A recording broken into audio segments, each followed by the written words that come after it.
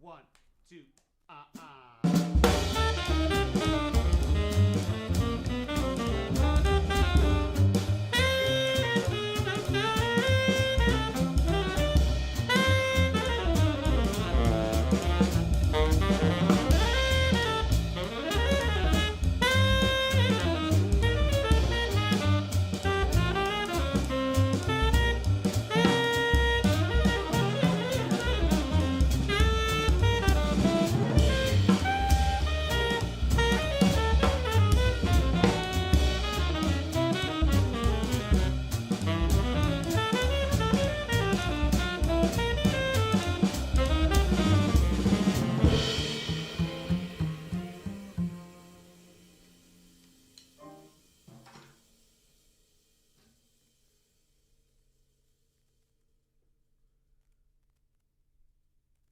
We can keep going if you want.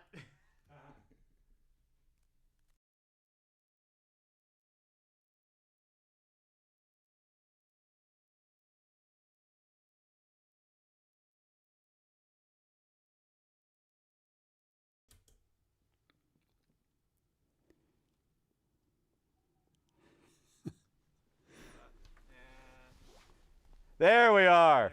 There's always something at the beginning. Matt, how you doing, buddy? I'm doing good, Charlie. How are you? I'm doing great, thank you. We've got it's been a while since we've done these, and today is going to be a special one.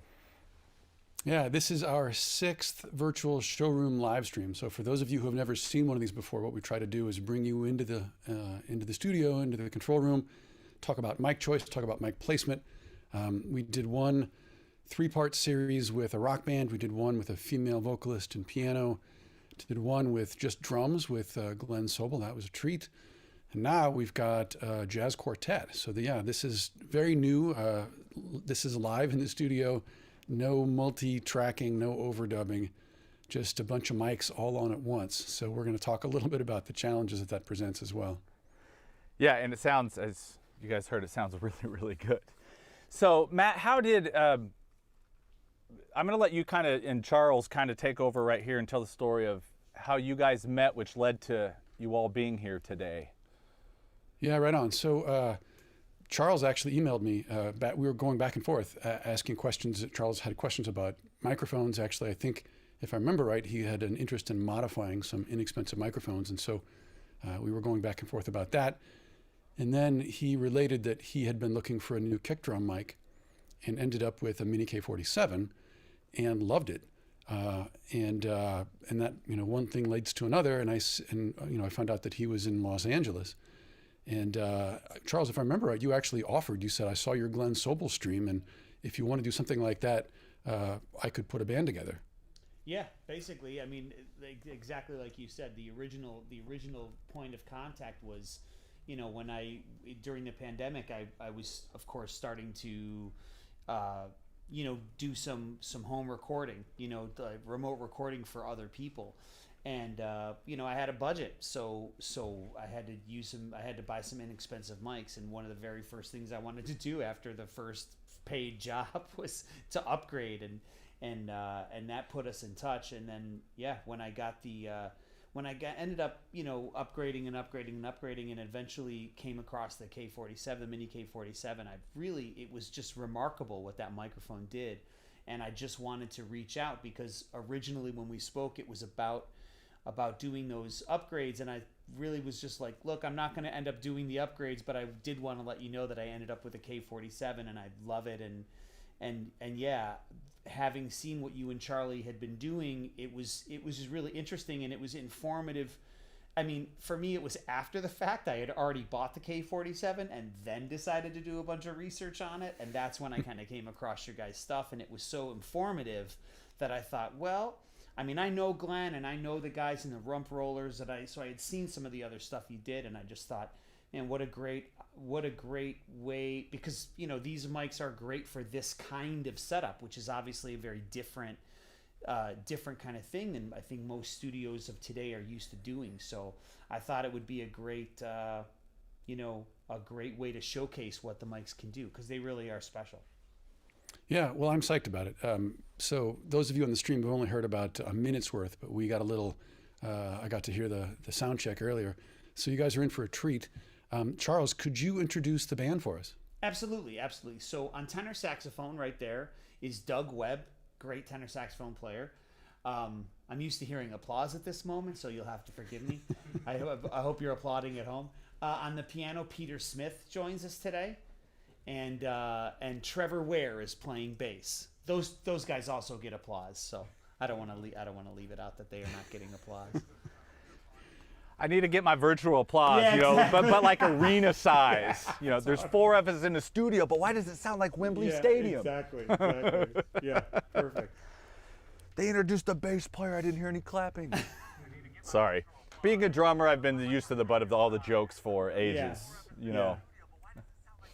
Oh, that audio coming from everywhere. Yeah. Okay, so let's do this. I want to do just a quick run through of what we have Absolutely. on everything. Yep. And let's just start with the most important instrument, saxophone. Fuck. Whoops. Okay, wait, you're the boss. We'll go with drums. But I had to get you. No. Let's start there. Okay, we'll end with drums today. Yeah, so absolutely. the sax actually we're using the Mini K87. It's sound check. We tried the 47 and the 87 just to see which one was working better with his saxophone and sounded kind of better in the room. And the 87 just had a little bit nicer body for that particular horn. But I think, Matt, you guys sell, and actually you have a matched or a mixed pair of them, right? Because every horn's a little bit different. I mean, you could say that about any instrument, really, but especially horns.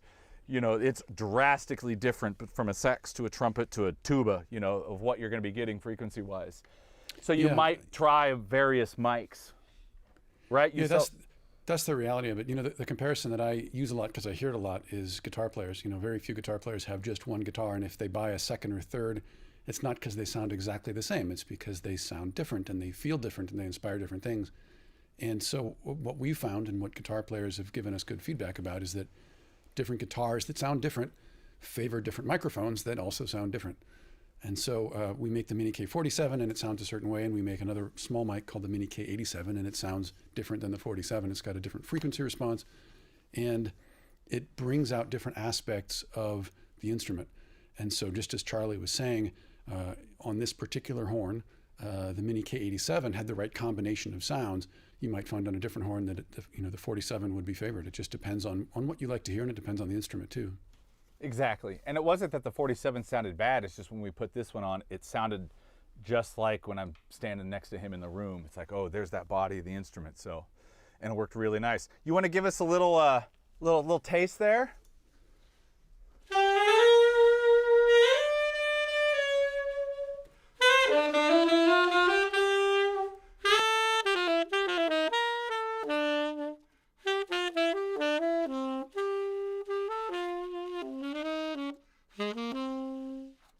There we go. Sorry, I had to turn off I got the talkback mic cranked in there.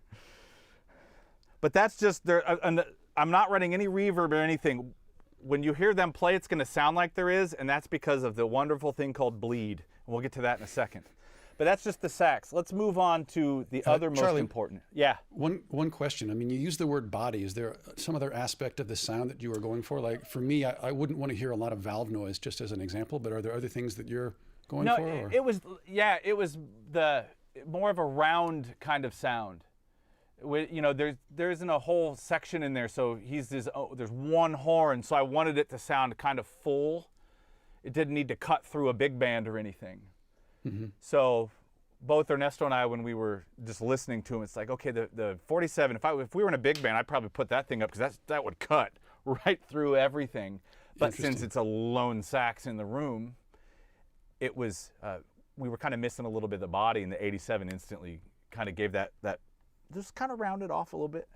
You know, I love that though, that idea that even on the same horn, in a different context, you might want a different microphone again to serve a different purpose. Yeah, exactly. I think I might want to use the 47 if I was playing like electric music with electric guitar, the way it sounded at least in the headphones. If I was playing more like rock or pop, that would be better. Whereas I thought the 87 is just mellower for jazz. At least what I was hearing. That's a perfect word for it, mellower. Yeah, yes. mellower. And I think that's part of that roundness, that body it was getting just kind of made it sit a little bit. Perfect. See, it's one thing I've also realized over the years, it's always best to ask the player too, because they know their instruments. All right, let's move over to the other most important instrument. Of course, I'm going to say that about all of them, bass. Give me a little bass there, buddy. So you want arco, pizzicato, either? All the above.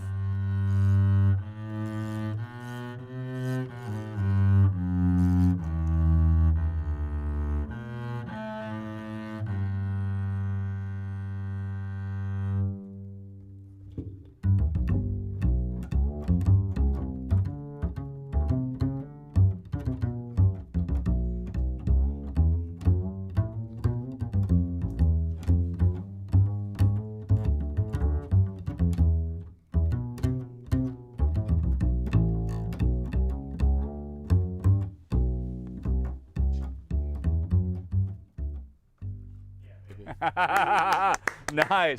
So I muted everything, so that was just the bass mic. Again, I went with the Mini K87. And if you've seen any of the other videos, like this, when we did the string quartet last year, that was on the cello. That again, it's that bottom end. It is mellow is a good word, but just natural, I think, is a good word for that mic too. And when you have a bass like that and a player that can play it like that, the last thing I want to do is try to affect that sound. I want to try to capture him as real as possible and as true as possible. And to me, the Mini K does a really nice, the 87 does a really nice job at that. Yeah, I've mixed, like I do some recording, like I do some mixing too. And acoustic bass is something that's always really challenging, and oftentimes, especially in the last, I would say 10 years, a lot of engineers have gotten used to putting a couple of mics on the bass. Mm-hmm. You know, they'll put a pencil condenser kind of on the, up on the neck, and maybe something, a bigger body, large diaphragm, something, on the near the F hole. And I'll tell you, I have not heard a single mic capture that bass sound as true as you're talking about in a really long time. That was like, I don't want to say I'm surprised, but I was sitting here just going like, holy mackerel, I turned to Peter, I was like, God, that sounds amazing. Like, it really is. Like, usually today you find two mics to get that sound. Right. And that is just a one shot. That was the same reaction I had the first time I did that with that mic, because I used to do the same thing. I had a clip on I'd do on the bridge, and you're moving another one around. It's like, man, it's this big instrument. I can't get it all. Yeah. And then it was out of necessity one day we just threw that up on a cello and went, yeah, it works. Holy smokes. Yeah, it works. Works great. Can I just say one thing that I love about it too? Is just the fullness of the sound. Like, this is a bass instrument, and this is great at capturing the bass frequencies, but it's capturing all the frequencies too. The reason the bass sounds clear is because it's capturing those upper frequencies as well. So it's capturing everything, and so we've got a great bass representation, but we've got the full sound of the instrument too. Yep, very true. I love it. And we have that. I mean, again, I asked Trevor where the spot was to put that microphone, and the only thing we did was move it a little bit closer when everybody was playing, because we're trying to mitigate some bleed. But he knows the instrument, and that spot worked really good. Okay, moving on to the other most important instrument. I'm just going with it at this point, piano. Yeah. Let's hear a little bit of piano.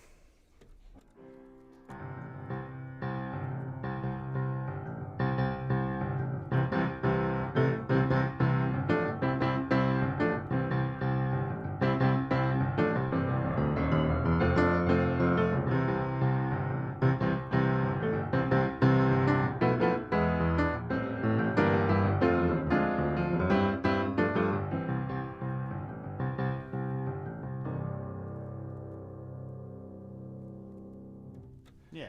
Awesome.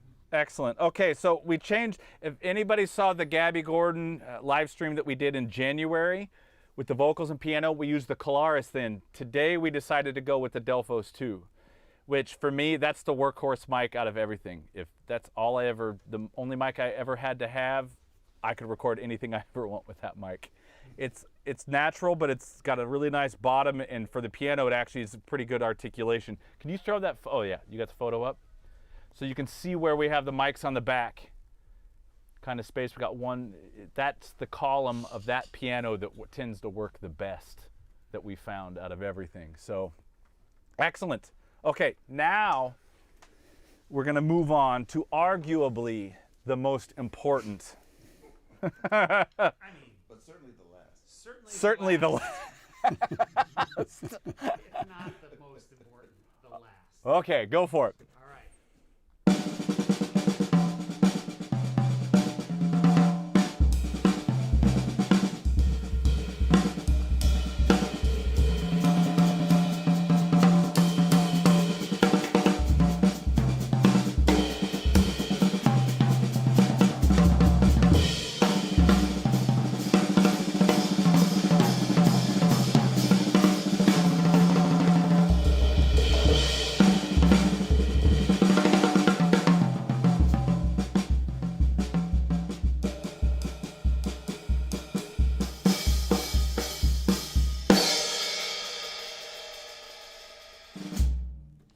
Awesome.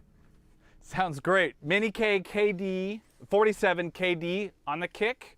I think we're about 6 to 8 inches in front. Pair of Mini K47s, overheads, and an ORTF. And then we do have an SDC 84 high SPL edition pencil mic on the snare, just as a little bit of extra articulation. But pretty much it's all the overheads is the sound of the kit. I mean, I'm literally, if I look here, I'm just barely blending the snare mic in, barely at all. One thing when you have a kit tuned like this, I'm skipping over the most important part, which is the player, but I'm gonna go, I'll save that for last. When you have kits that are tuned higher, it's a lot easier to get the articulation and the body out of the mics from overheads. You don't tend to have too much close miking, so you can really look at the kit as a whole, as one instrument, kind of like we are the piano. Now, when you have a player that can actually control the kit, then it's magic, because if I turn the snare mic off, you're still going to hear pretty much everything that's there. And it translates. If we were tuning low and tubby like some, big fat sounds, we'd be close miking because the overheads would be here and, basically wood hitting plastic. But this translates nice. Okay, so here's the big kicker with all this. This is live. We heard one instrument at a time, and I muted everything that wasn't the person playing. So in this case, I want to go back to sax for just 1 second. I'm going to leave all the mics wide open except the talkback. I'm going to remember that one's off right now. Can you give me just a little bit of saxophone?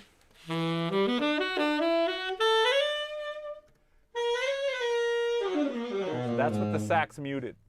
Yeah, keep going a little.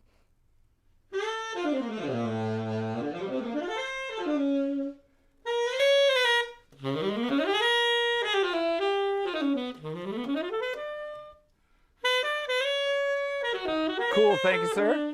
The reason I went with the sax first is because it's throwing more mid-range out into the room to where it's in everything. And it actually kind of acts like a reverb, and we've got good spacing of everybody in there, so we don't really have any phase issues. But just the fact that it's in the overhead mics, it's in the piano mics, because it's probably about 8 feet, well, maybe 7, 8 feet from sax to piano microphones, and the same thing to the bass. Those are all room mics for the sax. Now the same thing goes for the drums. Do a little drums. I'm going to keep everything wide open.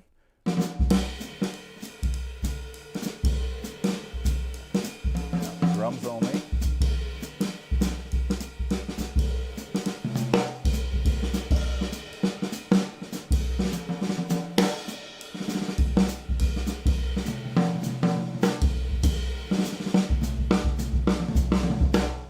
Perfect. I want that ride cymbal. Got to figure out a way to hide that before he gets it out of the room. So the same thing, it's all the other mics in the room are picking up some of that, so it acts as all the other mics in there are ambient mics for the drums. It'll be the same way for the piano. It's going to be a lesser extent with the bass. Give me a little bass actually for a second. So there's bass only. Turn the overheads on. Mics.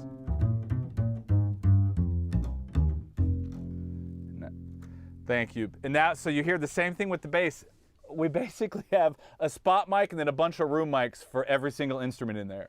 And it just works. But this is, I'd like to say it's me doing it. I mean, yeah, I place the mics, but this is all about the players playing together and being able to balance themselves. We've got no EQ. I've got no compression. Everything is just off, and it's them playing into the microphones. So that's it. That's great. Charlie, it sounds really good. I do have a question, 2 questions for you. One Shoot. is, normally you do a different overhead setup, and now you've got an ORTF. What made you go that way? Was it just the nature of this particular session? That's a good question, actually, because I was going to go with my normal one. But sometimes if I'm hanging, his set was more condensed, you know, with the cymbals there. So ORTF, I'm not a huge XY fan, but I do like ORTF because it gives you an actual stereo image. That is, and also it's very, you know, there's no phase issues with that. It's really easy to hang one set of mics right over the kit and kind of get them low. And I just wanted to keep it a little bit cleaner today and do something different, because all the other videos we've done my, you know, cross the kit kind of stereo miking thing. I figured it's a good opportunity to change it up a little bit. You know, the toms, I mean, I love the high tuning and the small drums. The toms have great body. The snare is nice and dry and has a nice crack to it. So second question is, tell me about the shield, the plexiglass shield in front of the sax. Oh, that's just a clear sonic panel.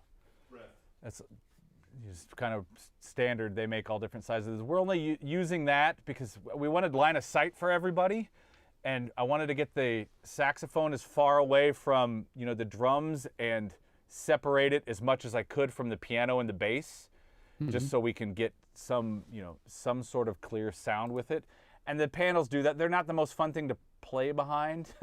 You can kind of get a lot of splash coming back in your face from them, but in a pinch for in here, just to kind of mitigate bleed, it actually works. They work pretty well.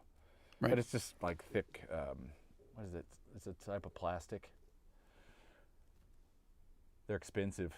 That I know. Yeah, plexiglass. Yeah, plexiglass. That's what it is. Thank you. Yeah. Yep. And Nice. it works. I mean, we're just mitigating. We're not. It's not a wall. No, we could hear that in the room mics. So what's the agenda, Charlie? We're gonna. I think it's time to get a little concert. Yeah, we'll play some music for you. Yeah, you guys ready to do it? Yeah, I'm gonna have to tweak my mix a little bit as we're going here because I was turning stuff up and down. But yeah, whenever you guys want to take it away. All right, let's play good bait. You want to do 4 bars up front? Yeah.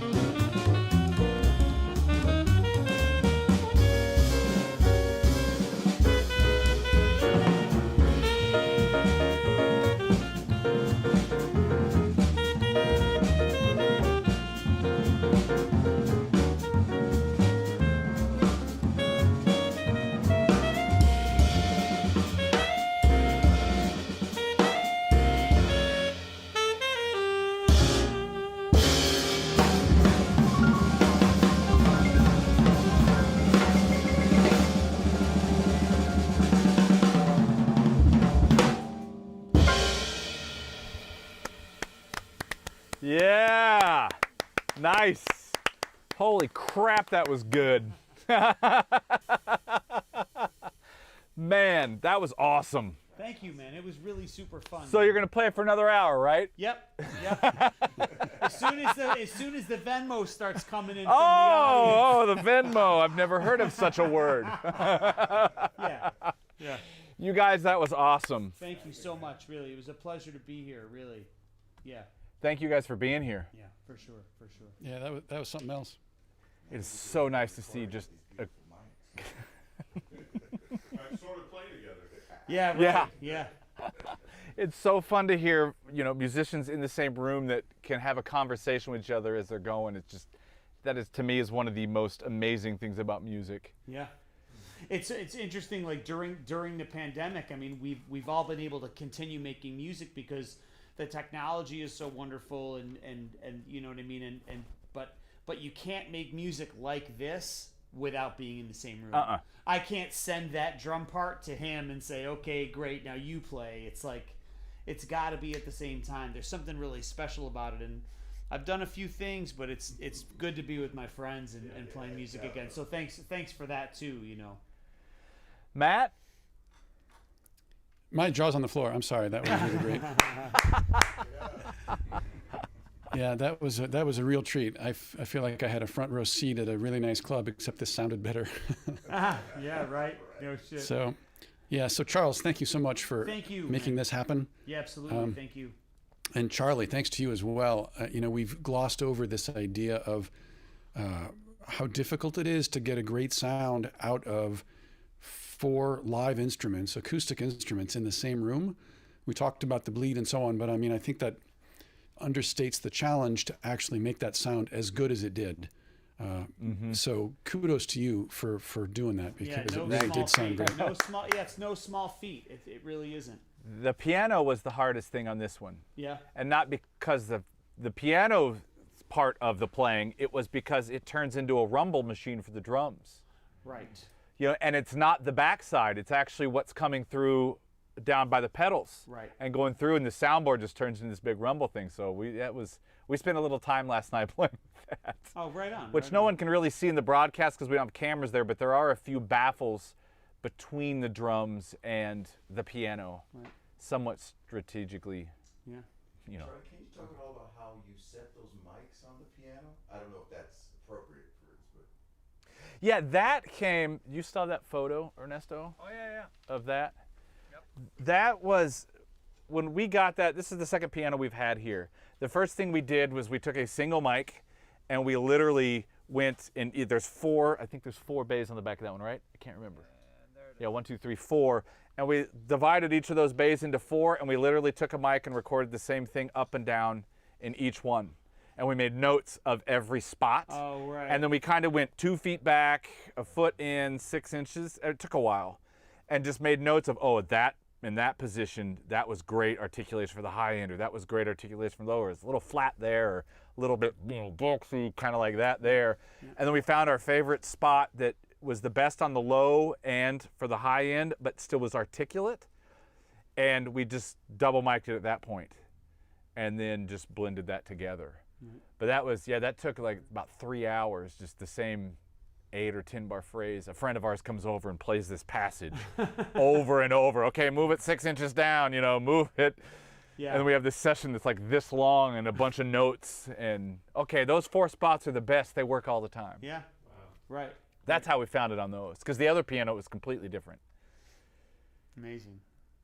That's kind of how it is with all of this a little bit. Yeah, it's all a little bit. That's why I found these things so helpful, is because you guys really, when I watched the ones you had done previously, because a consumer is just like, okay, I want to check. I heard about this Mini K87. I want to check that out. And you find a lot of stuff, where people are. People do their best to give some approximation of what it sounds like, but I mean, you're still just talking about that one thing in that one room, and that it's like that's the genius of engineering, is finding the placement and finding all those subtle things. You know what I mean? And it was great to watch you guys talk through some of that. again, I had already bought the mic. I just was kind of, I was kind of trying to make sure I had bought the right mic, because I put it on my drums and I thought, man, this is really, because on my rock drums I have, I have a Beta 52 in the sound hole, and it sounded good, but for one thing. Right. And it didn't, I needed so much more than that. And when I put the 47 on, it sounded great to me, but I'm a drummer before I'm a engineer or a mixing, before I'm an audiophile, I'm a drummer. And so I wanted to make sure that I wanted to make sure I wasn't overlooking something. And when as you guys ran through the stuff, it was very clear that you took all of that into consideration, and that's the gift that you give to the people that are watching, is like this either these other elements that are beyond just like, this is what it sounds like here, and this is what it sounds like here, and right. This is my guitar cabinet through it, which is great, but it's not. It's just there's a lot more to it than there that. is a lot more. I mean, and I think the biggest part of that is anytime, whether you're engineer, musician, recording, whatever, you have to be willing to put in a little time to learn that gear you have, just like you did the instrument. Absolutely. And that was a huge thing for me as I kind of transitioned from playing so much to this more, was I started looking at the whole thing quite different. And then I realized, wow, I don't know anything. Right. And I mean, I don't know how many nights I'd get Ernesto over here and I'd be like, look, it's like 6 o'clock. We'll be done by midnight. We're just going to try these few mics in a few spots, make some notes, and see what they sound like. Like 4 in the morning, he's stumbling out the door like, oh, again, I let this guy taught me. But all of that was helpful to learn. Yeah. It's like the piano or like the overheads.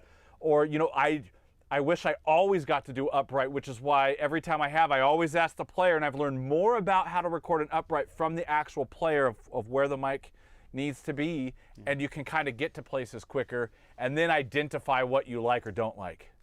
In the beginning, I think that it's harder to find what you don't like, really, because you put it up there and you don't, something's wrong, I don't understand. Right. Right. So how do you get to that point? But that's where practice, it's just old school practice, man. Yeah, you said it perfectly. You have to put in the time, no matter what you're doing, whether it's a single stroke roll or your bowing the bass or whatever it is. You just have to put the man hours in, you know what I mean, to do that. No one can really give that to you. You have to do it. It's right. And actually, the thing I've learned as I've gotten older too is if they had given it to you, it would have robbed you of the opportunity of really understanding it right. at a deeper level anyway. Yep. So that's why I look forward to those things now, where I'm like, oh man, this is, I want to pick guys' brains, what I mean? Just call everybody I know, yep. And say, well, what was your experience? And then you kind of get the amalgamation of it all and form your own thing.